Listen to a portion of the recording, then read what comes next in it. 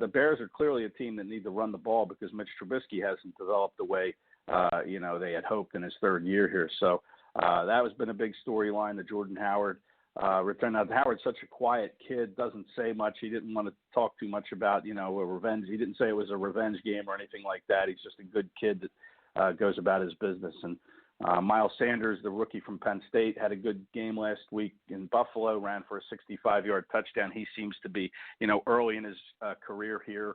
He looked like he tried to do too much, which kind of rookies will do. They want to hit the home run every play, so you kind of have to be patient in the NFL and wait for it to come. And you see him progressing to the point where, I think he needs to be mentioned in the Offensive Rookie of the Year category. He leads all rookies in all-purpose yards.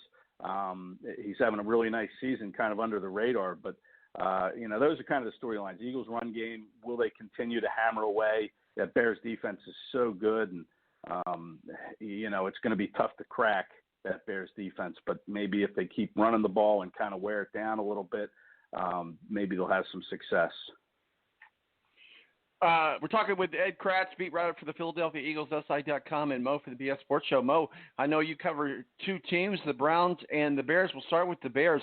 Aren't we seeing the end of the Mitch era at the Chicago Bears? I mean, I think just like every Bears fan and even some of his teammates who were just kind of throwing their hands up, but, what do? You've invested time and a lot of money. You look back at the quarterbacks that the Bears could have had, and you kind of just, it's like repeatedly getting kicked in the nuts. It's unbelievable how Mitch Trubisky has seemed to have regressed. It's a tale of two Mitches, and you never know which one you're going to get. But unfortunately, this year it seemed like you're getting the bad one every game. So if you're the Bears and you have a down season, do you go after another quarterback after spending so much draft capital on Mitch Trubisky? The offense, like Ed said, is stagnant. They need to run the ball. Tariq Cohen seems like he's regressed a little bit, and the Bears defense, which was world beaters last year, they're not terrible, but they're also not they're not saving games like they were last year. So maybe Mitch looked a little better last year than he actually was because the Bears defense was bailing him out so much. So it's a mess in Chicago. Well, it is, and it's also a mess with Cleveland. But you got the Broncos coming up. On paper, it looks like you could handle the Broncos. Again, but the Broncos gave the Colts all they could handle, and I don't think that my ticker could handle very many more games like last week against the Broncos and the Colts. The Broncos defense is killer. The Browns and the Broncos, what say you? Well, you take away one of the Browns' best weapons when the Broncos lose Joe Flacco. So, Joe Flacco was just a target back there for every defense, it seems like, this year so far. So, the Browns have become a dumpster fire. They've become the Browns. They do what the Browns do, and they fall apart. There's some turmoil in the locker room that's being talked about between Freddie Kitchens and Baker Mayfield, and I think Odell Beckham Jr. It's just like most people thought when they acquired those types of attitudes, that there's now some issues. Surprise, surprise. So there's still offensive line issues for the Browns. Obviously, there's they got to keep Baker protected. He doesn't have time to get rid of the ball. Baker has not been accurate, and they're trying to force the ball to Odell Beckham too much. And then last week, you start off with 3 straight turnovers in 3 plays. That doesn't help anything at all. So hopefully the Broncos will cure what ails the Browns. But at this point, who knows? And let's talk a little bit, guys. Let's talk a little bit about my homer team, the Colts. Like I said, last week at home against the Broncos, great game. Came down to the end, but I'm going to tell you what. If we had lost by 3 points, the Horns would still be beating for what's going on with Adam Vinatieri. But yet he ends up winning the Special Teams Player of the Week. Started off by missing a field goal. Hits a 55, misses a 53 thing. Clearly we won as a big part of Adam Vinatieri. But, man, the D knew how to stop. And I tell you what, last week the Broncos put on camera a good way to beat the Colts, and with that big disruptive defense that the Steelers have at home. First of all, it's been five match meetings since the Colts have beat the Steelers. and never beat them at home at Heinz Field. Granted, we won in a hostile environment at Kansas City. I think we can win. I mean, I'm a diehard believer, but man, the Colts have their work cut out for them tomorrow in Pittsburgh, Ed. Well, I think if they're ever going to win in Pittsburgh and end that streak that you talked about, now's the time to do it. The Steelers, Mason Rudolph to me just is I'm not sold on him at all.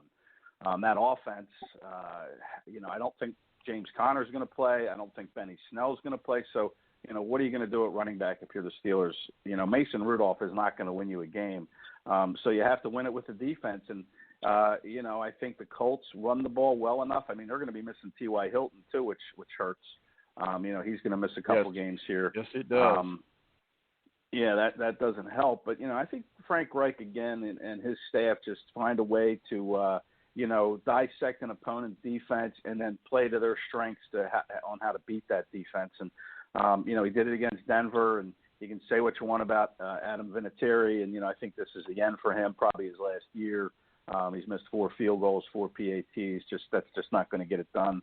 And it's been a great career, and it was a huge kick that he made. But I think the Colts will find a way to win this game with a good ground attack. They'll run the ball and have Brissett do just enough to get the team in the end zone. And I think the Colts will win this game. I really do. I think they might win it by a touchdown. I know they've played close games this year. I think 7 of their games have been within one score as a final score. So it's going to be close. But I think they can win this game by a touchdown in Pittsburgh. I tell you what, I'm loving me some Colts, loving me some Frank Reich, and he's doing a great job here in Indianapolis. And we love us some Frank Reich, and he's not afraid to take risks and just really doing a great job. Hey Mo, what's the bigger story that the San Francisco's are 8-0, or Kyler Murray and the Cardinals were within 3 of beating San Francisco, or Johnny Garoppolo saying, "Hey, babe," to Aaron Andrews on the air?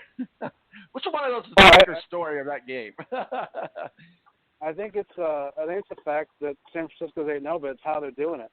In today's NFL, you wouldn't expect a team to be be undefeated in the way they're doing it. So I think the way that the Niners have become undefeated is more the story than anything. What are your thoughts about this? So the San Francisco 49ers, are they who we thought they are? Or, man, we wake up one morning and they're 8-0, but I mean, Kyler Murray's the real deal, too, there for Arizona. They've got themselves a franchise quarterback. Yeah, Kyler Murray looks pretty good, no doubt. But Jimmy G, I just think the Niners are kind of feeding off his swagger. And then that defense, the Patriots get a lot of love for being the best defense in decades this season, and they are playing well. But entering the weekend, it was the Niners defense that was ranked first overall in the NFL. It wasn't New England's. And yet you don't hear a whole lot about that. And New England gets all the love. And, this 49ers team, you're 8-0. That's not an accident. You're a good team. And they are a force to definitely be reckoned with. And, to me right now, they're the favorite to come out of the NFC and represent the NFC in the Super Bowl. How can you not pick them? And, Jimmy G, like I said, that swagger, I love him saying, "Hey, babe," Aaron Andrews. I thought that was classic. He broke Twitter with it, that's for sure. Yeah, it was great, and I just think players in the locker room. I'm not in that locker room, but I just think they're having fun, and they're a good bunch of guys in the locker room. They're all pulling together, and Nick Bosa, looks like he probably will be the defensive MVP at this point, even though Josh Allen in Jacksonville has kind of similar numbers to Bosa. But again, Bosa's getting all the love, and Josh Allen in Jacksonville's not, because Jacksonville's record is what it is, and Bosa plays on a very formidable defense. But I just think you can't discount the 49ers at this point. To me right now, they're the team that's coming out of the NFC into the Super Bowl. Yeah, Garoppolo broke Twitter with all the Me Too people saying and so Aaron had to chime in and say, "I took no offense to it. I'm a happily married woman, and my husband wasn't mad about it. It's all good. Everybody needs to calm down." But it's just, he's like, okay, babe, I get it. I understand why it got all kinds of attention. But man, let's talk about the 8-0 San Francisco 49ers as opposed to.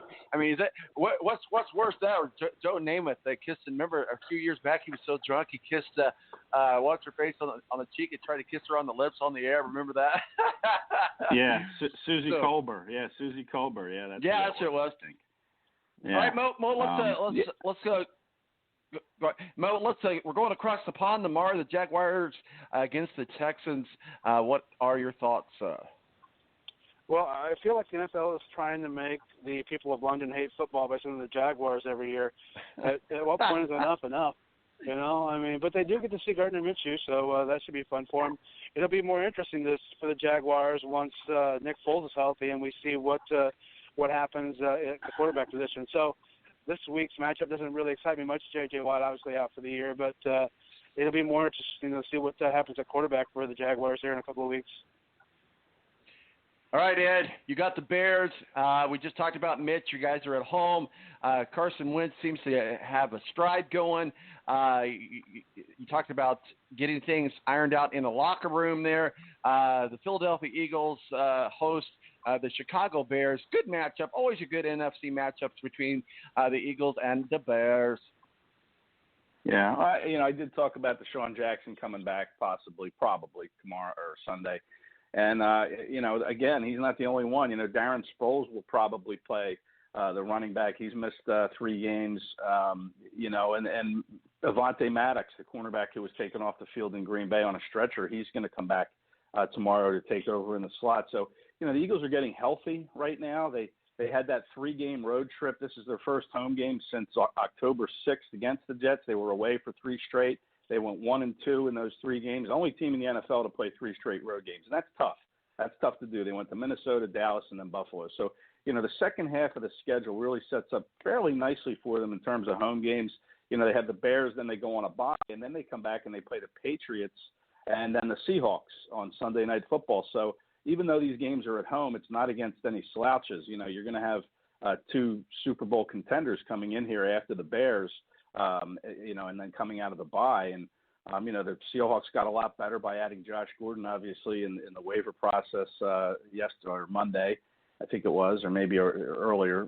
But anyway, they added Josh Gordon. But the rest of the season sets up nicely. The Eagles still have to go to Miami, who has yet to win a game. So really that probably counts as a win. And then after that, they have their division games. Dallas has to come to Philadelphia.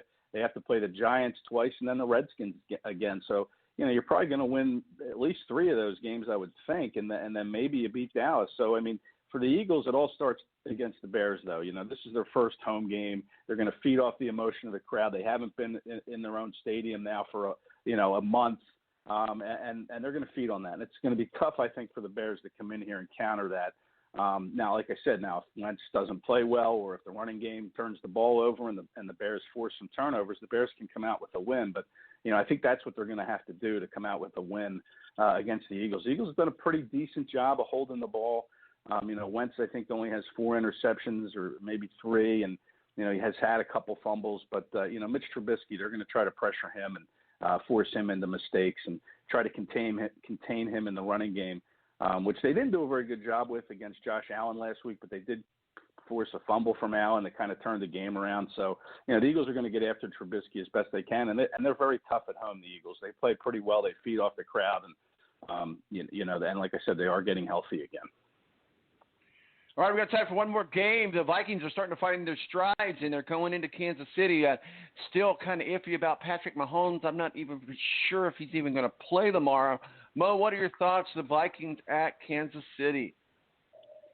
Well, it would be obviously a much more fun game if Patrick Mahomes does play, but, it still scares me. Can Kirk Cousins win big games? And, that's one thing he hasn't proven over the last couple of years. And so, I want to see them go in there and win a big game. Kirk Cousins has tended to falter when it comes to big game time. And, for Vikings fans, to me, that's still concerning. Dalvin Cook has had a phenomenal year so far, and, it'll be interesting to see if Stephon Diggs can have another big game. But I want to see Kirk Cousins lead the Vikings to a win in a big game. And until then, I'm always going to probably pick against him. All right, guys. Today is our kickoff, if you will, of No Shave November. Make sure everybody goes to our group. We got it posted up on social media. Don't shave. The more you grow, the more you raise for the bros. Ed, are you gonna shave? I mean, I see you shave your head, but